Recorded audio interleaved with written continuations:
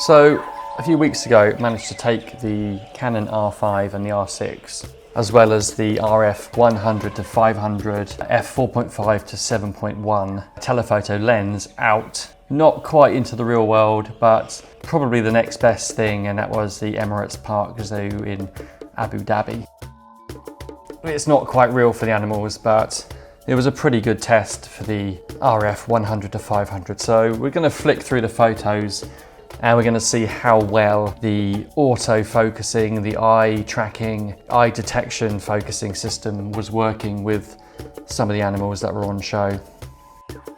Bearing in mind, this is behind a very, very thick pane of glass. So the images aren't going to look particularly sharp because of that factor, but we can still see that the focusing system was pretty precise here. This is the back button focus set up on the camera in a custom shooting mode, which is detailed in another one of my videos on how to set that up. So this is showing how the back button eye auto detection can work. Punch that in a custom mode and set that up, and it will literally, as you're focusing in and out of your subject, while you press the back button, it will literally detect the animal's eye.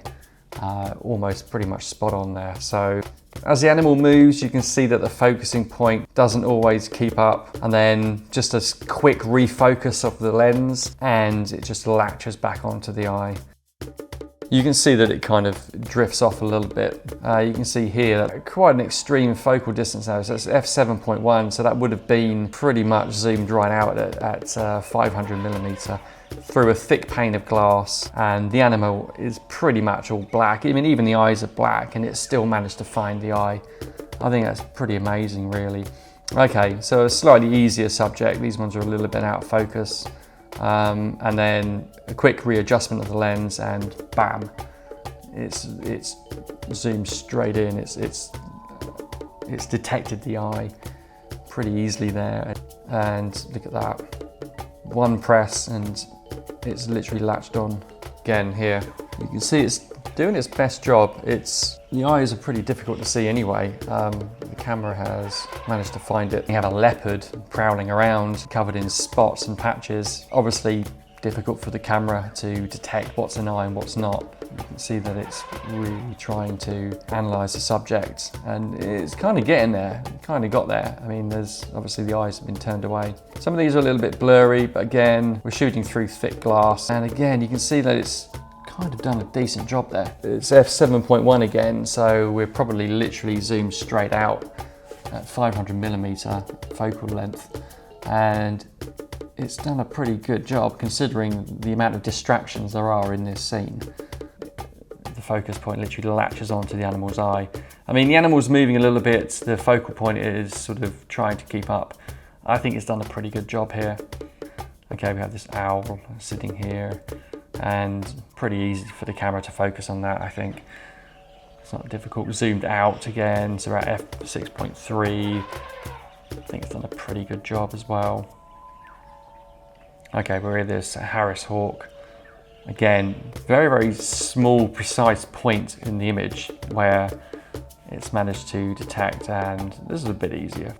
Incredible eagle in this scene, and again, pretty easy for the camera to lock onto that. This owl was constantly opening, closing its eyes, and the camera didn't have a problem really detecting the eye every time. Kind of latched onto it. You can see the owl is kind of moving its head around, closing its eyes. And the camera kind of remembered back to this kestrel. And yeah, big black eyes, pretty easy for the camera to detect that. Okay, a little bit more difficult of these servals behind some glass here. Image quality is not great. They're very difficult when animals are behind glass, but the detection system is still working pretty good. If it can't find an eye, it'll find something pretty close by. So there's nothing to detect here, and boom, back with it. Okay, so we had this tropical bird show, which I thought was quite fun actually. You can see here this macaw doing some sort of trick. Now, this must be extremely difficult for the camera to figure out what's going on here. There's so many distractions, there's so many things that could be an eye, might not be an eye, even just on the face of the macaw. So it's clearly deciding to focus on the head or the face rather than the eye. Okay, we're tracking the subject as it's moving along. Probably can't find the eye, but it can find something that is pretty close, pretty similar, but at least it's maintaining focus while something's moving. Again, probably just too small an area for it to detect, but it's still doing a fairly good job of keeping up.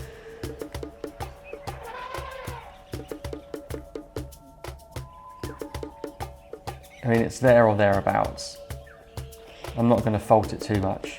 I mean, it's still doing a better job than I would if I was doing it manually. I've got to be honest. And look at that.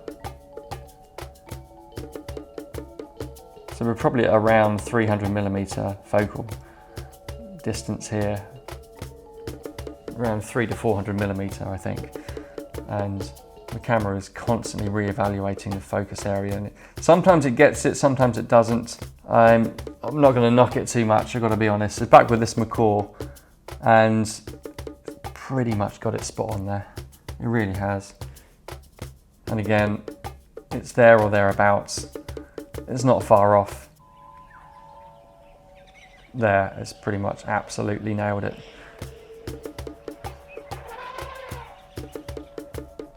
And again,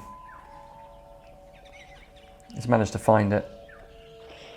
Despite all the distractions within that scene, you've obviously got the animal keeper there who's running the show with the macaw. It's still managed to find the eye of the macaw.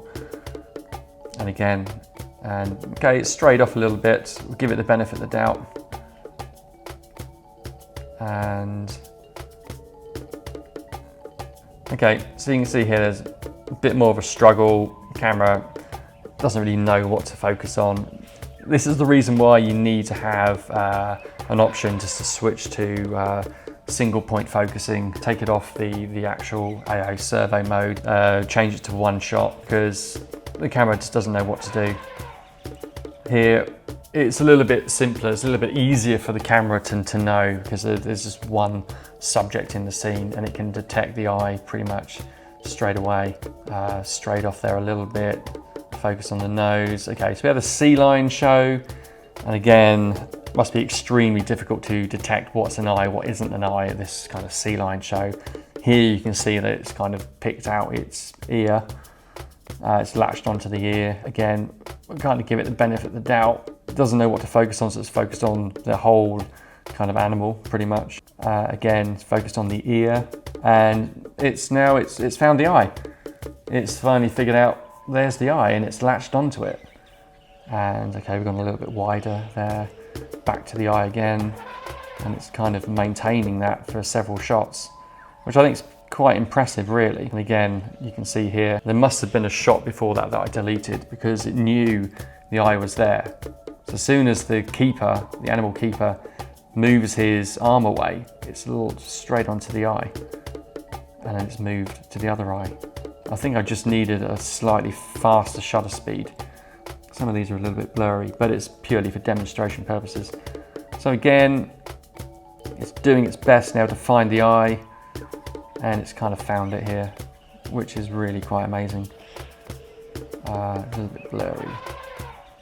Okay, but the thing is though, here you've got the eye is within that focal plane. So even though the eye detection hasn't found the eye completely, it's still in focus because it's within the same focal plane, or roughly in the same focal plane. And even with such a dark area, it's kind of still still managing to detect an area. Found the nose, not the eye, and then it's hunting around, it's trying to figure out where it needs to go, and it's almost found it. There it is, back onto the eye. You have to recompose the camera, recompose the lens a little bit. If you do that, it kind of resets the focusing and it gives it another chance to latch onto the eye straight away. Just having a little bit of food. And then again, not quite on it, but it's there or thereabouts. So I give it the benefit of the doubt there.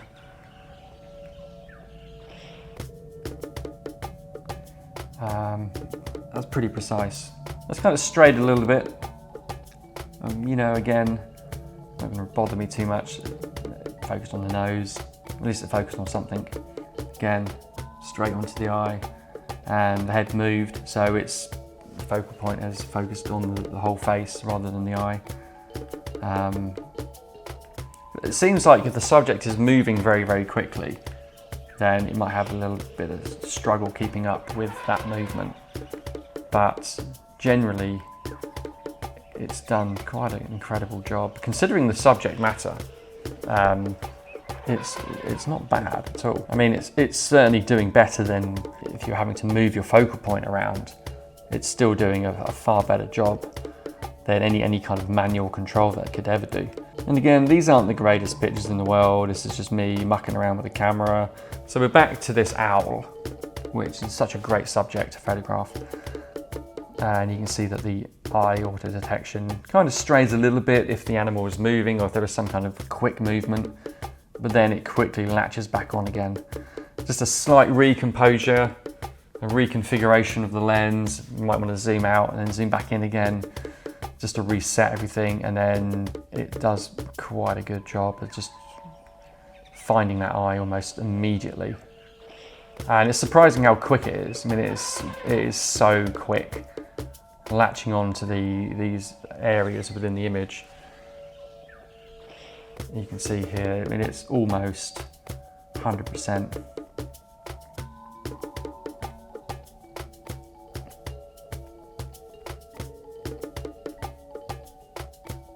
If you have the back button focusing set up, which is on here again, I can show you.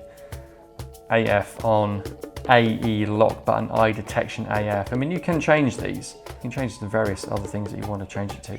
And of course, you need that set to metering start. So you're not physically focusing on the shutter button at all. You're focusing with the two buttons on the back of the camera. And of course, it needs to be in servo mode.